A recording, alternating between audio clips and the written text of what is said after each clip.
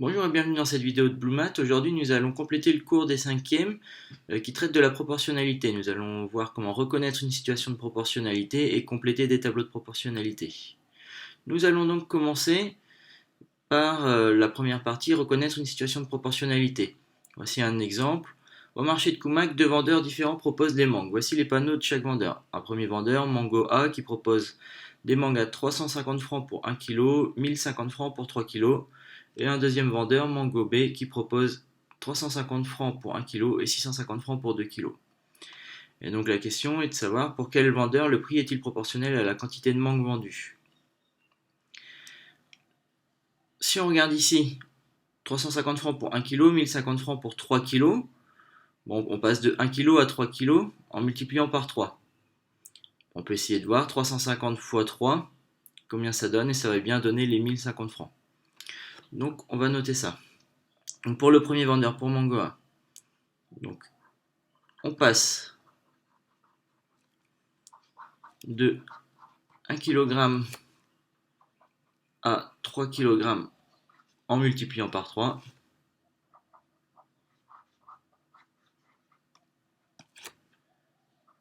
En multipliant par 3.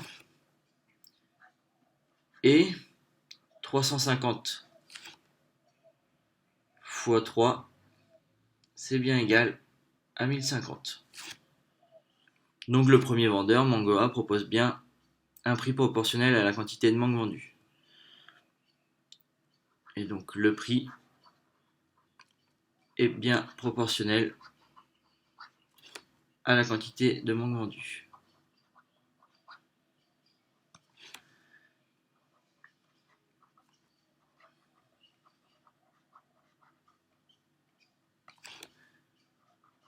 Alors maintenant, on va voir pour le deuxième vendeur, Mango B. Lui propose 350 francs pour 1 kg et 650 francs pour 2 kg. Donc 1 kg, 2 kg, bon, on multiplie par 2. Et si on regarde 350 fois 2, ça fait 700 et ça fait pas les 650 francs qui sont là. Et donc pour le deuxième vendeur, la situation n'est pas une situation de proportionnalité ici. Le prix n'est pas proportionnel à la quantité de mangue qu'il vend. Donc de la même manière, on va noter que pour le vendeur numéro B, la Mango B, on passe de 1 kg à 3 kg en multipliant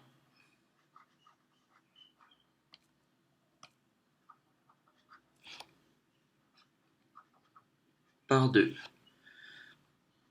Mais pour le deuxième vendeur, 350 fois 2, c'est égal à 700. C'est différent des 650 francs qu'il propose. Donc ce deuxième vendeur propose une réduction si on achète une plus grande quantité ici, et donc le prix n'est pas proportionnel. Et donc ici, le prix n'est pas proportionnel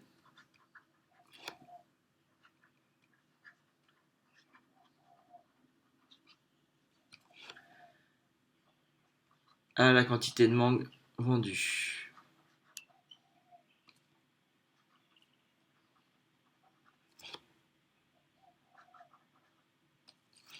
Donc voilà pour cette première partie. Donc on se retrouve dans une situation de proportionnalité pour le premier vendeur, Mango A, mais pas pour le deuxième, Mango B.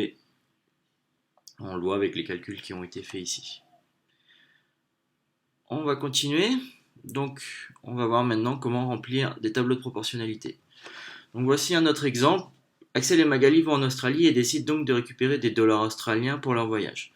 On leur propose le taux de change suivant. Pour 1 dollar australien, on va avoir 80 francs, ce qui représente une situation de proportionnalité. Alors il faut compléter le tableau de proportionnalité qui est en dessous. La première ligne représente les dollars australiens, la deuxième ligne les francs. Par rapport à ce qui est noté ici, notre taux de change 1 dollar pour 80 francs, donc on peut mettre ça dans le tableau ici, 1 dollar pour 80 francs. S'ils veulent savoir combien de francs on peut avoir pour 12 dollars, donc les 12 dollars on va la mettre dans la ligne des dollars, et on va chercher combien de francs ça représente. Ici on voit que pour 1 dollar on a 80 francs, donc finalement On multiplie ici la première ligne pour passer à la deuxième par 80. Du coup, le premier calcul à faire ici, ça va être 12 fois 80. Et 12 fois 80, on va arriver à 960. Donc pour 12 $, on va avoir 960 francs. La dernière colonne du tableau, ici, on va chercher à connaître combien de dollars on peut avoir pour 8000 francs. Donc c'est la situation inverse de cette deuxième colonne. Si c'est la situation inverse, pour passer de la première ligne à la deuxième, on multiplie par 80. Et donc dans l'autre sens, on doit diviser par 80. Et le calcul ici à faire, 8000 divisé par 80, ça donne 100 $. Donc pour 8000 francs, on va avoir 100 $ avec le taux de change qui nous était proposé ici. Donc voilà un exemple de tableau de proportionnalité à compléter. On va continuer, on va voir plusieurs façons de compléter des tableaux de proportionnalité. Donc ici on veut réaliser un gâteau, donc on a différents ingrédients. Ici, le nombre de personnes, pour 4 personnes, on va avoir 200 g de farine, et donc ce qu'on nous demande c'est de compléter en utilisant le coefficient de proportionnalité. Le coefficient de proportionnalité, c'est trouver le nombre qu'on doit mettre ici pour passer de la première à la deuxième ligne en multipliant. Le calcul à faire ici, c'est de prendre le nombre qui est sur la deuxième ligne et de diviser par le nombre de la première ligne. Donc on peut faire 200 divisé par 4, ça fait 50. Ça veut dire qu'on va devoir ici multiplier par 50. Alors bon, il reste à faire le calcul. Donc 10 fois 50, et on obtient 500. Donc pour 10 personnes, il faudra 500 g de farine. Une autre méthode consiste à additionner des colonnes. Cette méthode marche assez bien suivant les nombres qui sont proposés. Elle n'est pas toujours efficace.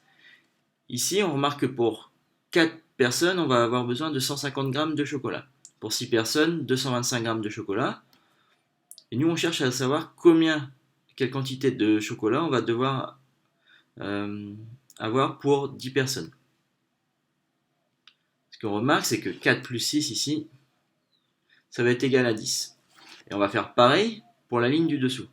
250 plus les 125, et on va obtenir directement le résultat. Donc ici, si vous faites votre calcul, 375. Donc pour 10 personnes, on aura besoin des 375 g de chocolat. Donc je le répète, cette technique fonctionne bien parce qu'ici on a 4 et 6 et qu'on voulait avoir 10. Donc il suffit d'additionner la première colonne et la deuxième pour obtenir la troisième. Une autre méthode consiste à multiplier des valeurs. On peut voir que pour passer de la première à la deuxième colonne, on va multiplier par un certain nombre. Ce nombre, pour le trouver, on va prendre ici 10 divisé par 4, ça fait 2,5. Et donc, on va multiplier ici par 2,5. On peut faire la même chose à cet endroit, multiplier par 2,5. Et donc le résultat, 312,5. Donc voilà une autre méthode. La dernière consiste à passer à l'unité. Ici, on voit que pour 4 personnes, on va avoir besoin de 20 bonbons. On pourrait se demander combien, du coup, on va avoir besoin de bonbons pour une personne. C'est ça qu'on appelle le passage à l'unité. Donc l'unité pour une personne, un objet. D'accord ? De la même manière, ici, un calcul qu'on peut faire pour savoir pour une personne, si on a 20 bonbons pour 4 personnes, on va faire 20 divisé par 4, on obtient 5, ce qui veut dire que pour une personne, on va avoir besoin de 5 bonbons. Et ensuite, on peut compléter ici.